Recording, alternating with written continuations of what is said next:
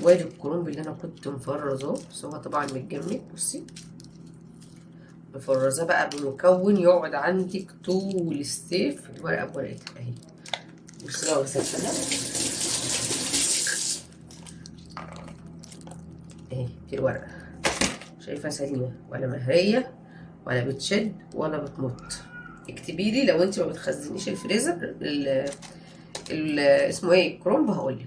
وهعمل معاه مشروع، عايزه تعمليه على بانيه، عايزه تعمليه على المرقه الكدابه اعمليه.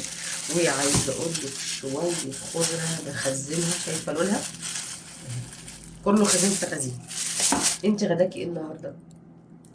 قومي افتحي الفريزر بتاعك وقولي لي عندك ايه وهقول لك اعملي اكل ايه. ولو ما عندكيش فريزر افتحي دولاب الخزين هقول لك تعملي اكل ازاي صادي وعلى قد الايد. صلوا على الحبيب قلبك يطيب.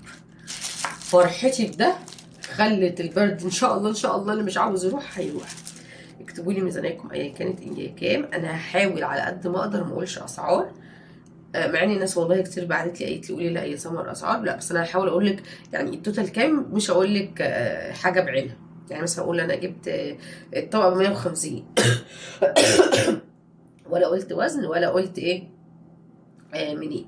دي اسهل فكره، وان ازعلكم لانكم غاليين على قلبي. قولوا لي بقى الاكل ده اخباره ايه؟ الماسوره مش ب50 جنيه خالص على فكره. الماسوره انا خليت الراجل يكسرها اهي، كسرها وادي الجزء التاني. واهم حاجه في الماسوره ده اهو. ده كان غدانا النهارده. انتوا غداكوا ايه؟